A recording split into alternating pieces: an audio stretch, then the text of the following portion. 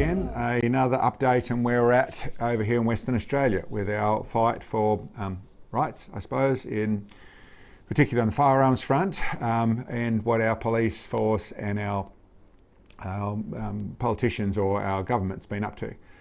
Obviously, for those people paying attention, we have a set of laws that were written by the regulators, for the regulators, and it is basically crushing everyone in some hearing really nasty stories about the process that people are going through. Law-abiding citizens that are being treated pretty close to criminals in all sorts of senses. The portal that doesn't work, $35 million system that is operating extraordinarily poorly, and we have a police force that are being at best obtuse, but in a lot of fashions there's some adjustments happening to things, but getting people onto this system in one form or other, and then a whole heap of people just losing their firearms, which are law-abiding people that have done nothing wrong in most cases, in a lot of cases, for many, many years, and still losing their firearms regardless. I can go into more of the details about it. I suppose I'm not going to spend too much time on going through the details as to the injustices that are in play. I do want to go through a couple of things that are relevant to where we're heading right now. One is the understanding of, which I think some people are a little confused about, with the Act and the regulations and the disallowance motion and things that are in play as to what Brian Walker is putting forward at Parliament on the 14th of August, and when we're going to have the rally, which is basically to try and actually get some more weight to those things that are happening in Parliament on that day. And the logic to that is that as much as the Act is in place and fully done, fully ratified and into Parliament being used, it actually is written in a fashion where the Act doesn't do anything without the regulations. And the regulations are the scary bit of how the government have done things. The regulations are, to some degree or another, at the whim of the police department to change whatever they want, whenever they want, without any parliamentary oversight. So an extraordinarily scary place for things to be with what's been in play. They just move the goalposts around to suit themselves. And it is happening that in some fashions that helps. In the fashion there, it can get some situations where a firearms owner can then get something licensed, which is happening, where I don't have this amount of property, but I have these reasons for it, and they can change those boundaries a little bit. And there's various things that are happening there, extensions and things that are given in places. So there's a little bit of a good side to it, but the real side to it is more like what I just heard. There was a meeting of people with the police, which wasn't the normal meeting, the normal suspects. It was a different batch of people that were there. And in that came out some more information than normally actually happens with the meeting with the police. One of those pieces of information that came out was that the police have added another 8 amendments or regulations. They've added another gang. Stuff that, listen, and I suppose it's the thing that's going to happen for those people that have managed to get yourself across the line and done those bits and pieces and think this has all gone away. They can from this point forward, if everything stays in play as it is at the moment, where it's all in there and nothing pushes them back, and they can carry on with the Act and the regulations as they have them right now, then they can go through and change those regulations. They really can remove all the reasons to have firearms because they have control of the regulations. The regulations do not need parliamentary oversight to be changed. The police can change them to what suits them. And there is a lot of that sort of stuff happening. Some of the things that I heard that come out of it, the likes of the collectors clubs asking all the individuals there, every one of their individuals, to sign a stat deck to give to the committee of the club, saying that they've never had an AVO or never had anything legal, a stat debt to basically make sure that you're allowed to have a firearm, and that can give exemption to the committee members, so the committee members don't end up being charged because someone didn't tell the truth. Really, really a insidious guilty until proven innocent, definitely tactic from the police force to put pressure and to try and get people to give up their firearms. And I can go through so many cases of that, of what they're doing, where just the safe side of things, where people have to chuck out brand new safes, and you might have spent $5,000 on a safe, doesn't matter, unless it's built like this safe that has never been built like this before, then you just got to chuck them all in the bin and buy more and spend $10,000 to $15,000 buying safes because we've arbitrarily decided that you have to do that. Once they're at your safe, what's stopping it? It depends on the amount of steel. A little plasma cutter and you can go, it's a basically to make it hard, nothing about making them safe whatsoever. The rest of the public listening, this has nothing to do with safety, this is to do with expense to try and make people give up firearms. Anyway, I can go through lots of those sort of situations. There's lots of that sort of stuff in all sorts of fashions. No point crying in the spilt milk at the moment. Much more a case of understanding what's going on and go through the process. How do we fix that? So I do want to explain a little bit more for the people who don't know the things that are also happening. People are losing firearms for charges that they may have against them that are more than 2 decades old. So where people are, honestly, it doesn't matter that you're a young man, young woman, young person when this accident, whatever it was, happened and you did something inappropriate or whatever it was. It doesn't matter that you've done 20 years of getting everything right after that. They're still judging people on whatever that was, regardless of how logical, regardless of whether it was set up, regardless of that was a mistake, regardless of what actually happened, doesn't matter. We're going to then judge you as a criminal from this point forward. Spent convictions, where the magistrate said, okay, these are the circumstances, but you really don't deserve punishing beyond what we've done here. A spent conviction doesn't matter. We'll still go after you. There is ridiculous circumstances on so many different things. People who just have had a business connection with someone from organised crime, bikie gang, that sort of stuff, which doesn't mean you know they had that. It doesn't mean you did that sort of stuff, but there is a connection. Once again, we'll treat you as a criminal. We'll treat you as the worst. A full Gestapo way of looking at things. Any excuse we can have to do this. The only logic I can come up with, I don't think the police force are absolutely terrible people. I believe that they absolutely believe no civilian should have firearms. And because of that, they're prepared to do these things. The end justifies the means. Lots of those sort of bits and pieces. There's also the ridiculous side of cartridges or calibers, contract attached to the amount of property you own, this sort of things that don't make any sense. Arbitrary rules made by people who don't know what they're actually talking about to the largest degree. So, of course, this is what you get if you have people who are hell-bent on removing firearms, writing regulations, versus a community that absolutely need them. Our rural community, our animal husbandry community, our pest control community, people who are actually doing a lot of good for our world, actually are struggling to get firearms because of some of these ridiculous rules. Won't go more into it. There's lots of stories out there about that sort of stuff. And if it comes to legal cases, there's lots of situations where their poor judgment can be judged harshly, as it should be. And I suppose I'd say on that, keep in mind things I've suggested before. When you are treated unjustly, be prepared to fight for it. Be prepared to put in an official complaint to the police department, which then can turn into official complaint to the Ombudsman, to the state Ombudsman. It can grow into other things, and do that. Go through the process of standing up for your rights. I know there are people that are giving up, that are desperate. I have really terrible stories about the things that people are put through. I know there's a lot of people looking at just simply leaving this country because it's not the country they had. It's not the country they fought for. It's not the country that they grew up in. It's gone down this weird path. And I suppose this is easy enough for people to dismiss because we're just talking about firearms.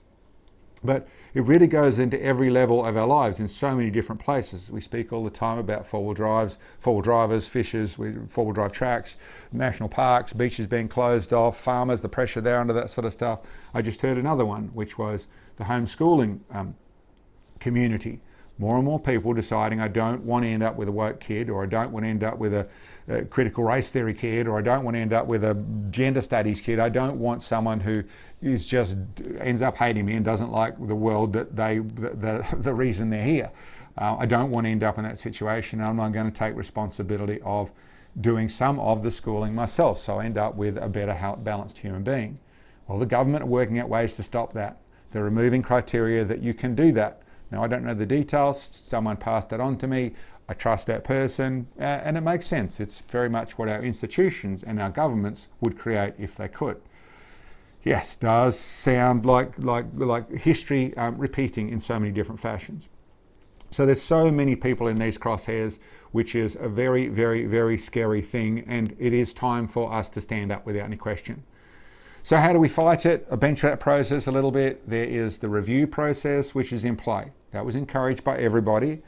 It's a good thing, but honestly, from every politician I've spoken to, it's worth nearly nothing unless we do something else as well. It will get to the time frame, which will be 9 months, 6 months, 9 months, 12 months off, and then the police will have carried on doing what they're doing. The damage will be done. The government won't want to undo the damage with all the costs that's attached to that, so they'll work out a way to go forward. They'll do the deals and they will keep going forward. So they will use what's there. No matter who's in power, that's going to stay in place if we don't do something now. So, doesn't mean the review is a waste of time, but it does mean you've got to do other things as well. For those people who are sitting there thinking, well, listen, I've put in my review, I did that, but I've done everything else. I've bought my safe, I've done this, I've done that, I'm on the portal, I've done everything just right. Please wake up. Please understand. I just told you about 8 new regulations. There will be more. They will put more pressure on clubs, they'll put more pressure on individuals, they'll change bits and pieces, they'll move things around to where it becomes too hard. That is the plan. The police minister at the beginning said, get another hobby. We're coming for the guns. They meant that. That's all the guns. Please wake up to that. That is the situation. You'd ask why they're taking all the guns off the world, why the civilians, while we're obviously struggling in all sorts of fashions. There's Queensland with castle law. You'd ask why that is, and I'll leave that for you to figure out, but they're coming for all the guns. So please wake up to that. The review, so it's worth something, but not much unless we do something else. There's the e-petition put forward by Dave Finney, and which was supported or put to Parliament by Brian Walker, the same person who's doing the disallowance. And the e-petition is simply asking them to stop action until the review is completed.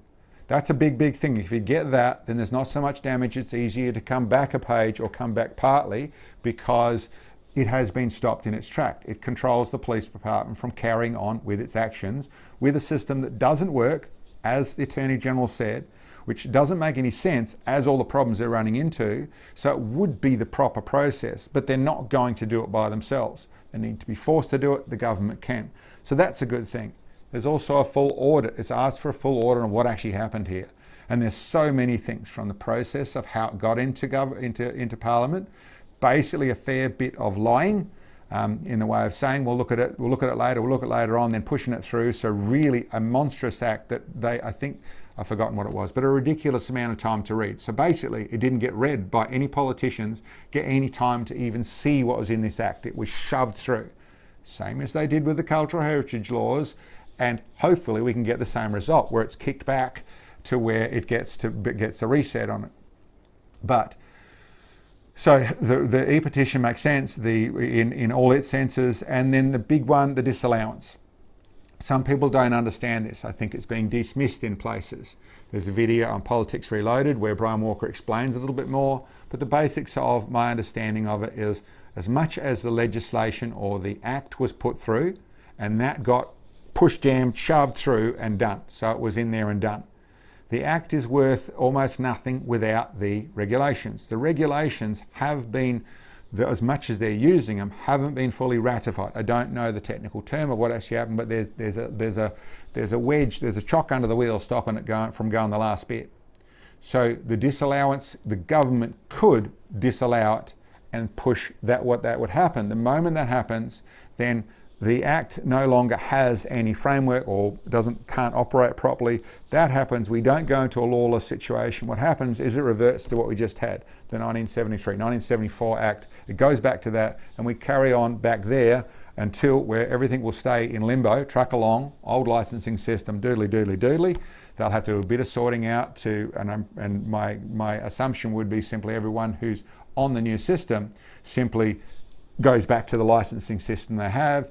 It's going to stop everything for a little bit, and then the review has a real purpose to do things, to make sense of things. You know, ideally the review says, okay, this is all rubbish, start again, set up a proper commission to do this properly, write proper gun laws that make sense about with everyone involved. But listen, the disallowance it would be a really big key. So how do we make all that happen? Largely the government and all parts of the government, even particularly the Greens, are likely to want to just put their heads down and let it go forward and don't worry about it, and then they're on to something else. Give everyone a couple of months and we'll stop talking about it and go away. So there's the thing. We the people have to make it so that they're talking about it. That's the important detail right now, is make the noise, bring the conversation up there, work how to get the conversation there. That's what the rally's about. But it's also about our social media spreading things amongst the choir pretty well. How do we get the other people to see that? How do we get the neighbours of these politicians that live in wherever it is, whether it's Cottesloe or Dalkeith, or it's wherever it is in the city or wherever they are in the burbs? Then how do we get them to do that, to listen to that? We create a noise and somehow break into mainstream media or the regional media that can actually start the process. So there's a plan. Get to where we can actually share to more people, and more of a couple of things. There's the people that are on our side but not really woken up enough to know that sort of stuff. So advertising the rally, advertising the e-petition, advertising all that sort of stuff there. Spend some money in some newspapers and get it out there. So last Sunday, that's what I was speaking about, doing that. I should say where this plan comes from. This plan comes from like-minded individuals. This isn't an organisation, this isn't anything other than people working really hard to try and find a way to share this. Dave Finney is probably the main person who's doing this. We're talking about a 70-plus-year-old gentleman who is just doing everything as much as he can to try and help every West Aussie shooter. Every West Aussie shooter. It doesn't matter if it's a competition shooter or it's a hunter or it's a collector or it's our whole community. And it's actually because he sees in a very similar fashion to what I do that this is a lot more than guns we're talking about.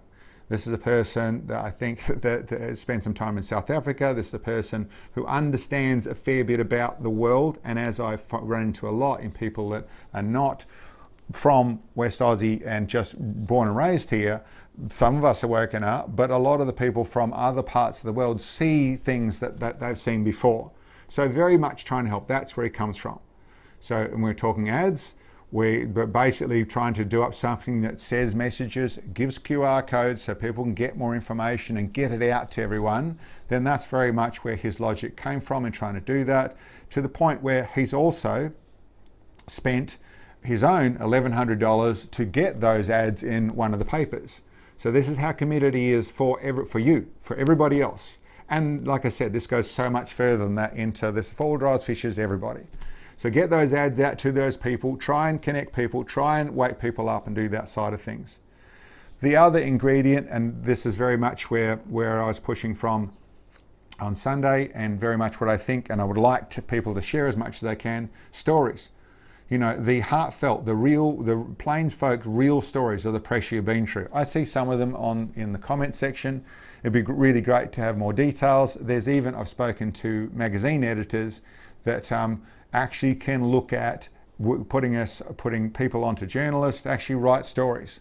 Please, in the way of your private identity, that doesn't need to be shared. I get some of these stories people don't want to even talk about them. They share them once and they want to stop and not talk about it again. So I understand that. If you can, if it's not too painful, and you could either, there's an email to me, I can put you onto people, or you just want to write up a story that I can then put onto a journalist, and we'll work out a way to share them. We'll work out a way to where we can try and share them. If we can get them into the street where the politicians live, if we can get them into the community and try and get more people with the stories, with not just the problem and how bad this is, what's the painful process that people are going through because of our government, because of how our police force are behaving. We can get that painful process out to more than the choir, get it out to our, whether it's people like us, which have a similar interest in Western Australia, but be it's the four-wheel drive fishers, whatever it is, those people as well, or it's actually the people that are just city people but realise they do care about other humans. Get those stories there and get them on our side. Two effects I'm trying to get out of that. We're trying to get out of it. This is me talking, but this is what all West Aussies should be feeling, and it is certainly what like-minded people are. If we can get that into where people are feeling that way and then have something to do about it, so that would be that the e-petition, that'll be finished shortly, be that the submissions, they can keep going, keep talking to politicians and writing to politicians, a whole big list attached to people you can write to, really important to do that. But also show up at the rally and show up for your cause. As much as it's about firearms, show up for your cause. Show up for the fact you want the government to be listening to us. You want the government not to be the ruling class. You want them to be elected government for our needs and for our wishes and for our support. That means that you should be part of this rally. So we can do that with all those things. There is our best chance. Is it going to work? Well, I can tell you, there's probably a slim chance, as things stand, of us doing anything but losing. Every bit more effort in, we move our percentages. We stand up, we fight more, and people say, "Oh, that's never going to happen. You're never going to change them. They're going to do what you want to do." Well, I'd put it as to, I know this is an absurd thing to say, but we end up with 2 million West Aussies all trying to stand on the steps of Parliament, and we made a racket there, and we decided, okay, we're staying there until we get a different decision. I know that's never going to happen, but yes, we would change things. So what's the percentage between 2 million people that are prepared to stay there for a month and then come back down to where there's just 20 people that are yelling loudly with the right amount of banners? Somewhere in the middle there, we have a changeover point. Let's just go for as big as we can. Let's do as much as we can. Let's be part of this. And be also the fact that if we're all going to get on the same team and work together, and even if we don't get enough movement on that day, we do that again. We push harder again, and we go past what the rules they've got into the rules of what we need to happen. Let's think bigger than that. So what do I need out of you? Oh, there's one more bit that I have to finish off with. Dave Finney, I said, with the advertising side of things, he has actually been asked, and some of the people on the last video I did, and some of the requests to him, and actual finding out that the West Australian the West Australian newspaper costs so much for ads, we dismissed that. He dismissed that. It was too hard. There's no one that had $20,000 spent on an ad. But why don't you do a fundraiser? So that's what he's doing. He's put his name on that. That's his fundraiser to put ads on there. That it is just an individual doing this, but he is 100% committed to spending every cent he's got on advertising for this process, to spend that sort of stuff. We can spend the money without any problems by writing ads for that sort of stuff. If there's people who have got suggestions, if the people who are already doing it to their own newspaper, then listen, that's really, really important to do. Absolutely, and that's how you're committing. If you can only help with some funds, then please do that. Please put some funds in for Dave. I've got a link down there to a GoFundMe for that. As for, can you trust him? Yes, you can trust him. He's doing nothing other than trying to do the best thing by Western Australia. And yes, he is talking to these people. I'm one of the people that's helping him. Other people are helping in the way of finding contacts and doing bits and pieces. So yes, funds to that. If I think there was $1,000 on there. If it ends up with $3,000, it'll be spent well. If it ends up with $70,000, it'll be spent well. We can do that sort of stuff. Let's try as hard as we can to do this. That's what I would say. Let's try as hard as we can. It's a way forward. If you've already organised a newspaper that can do your area, then awesome. Let's do that. You guys are doing it. If you've got stories, please send them in. It really matters. If you've got stories about this, about what's happened to you, what's happened to some first-hand stuff is what we need, and we can get them to editors to share around the place, then listen, that's super valuable too.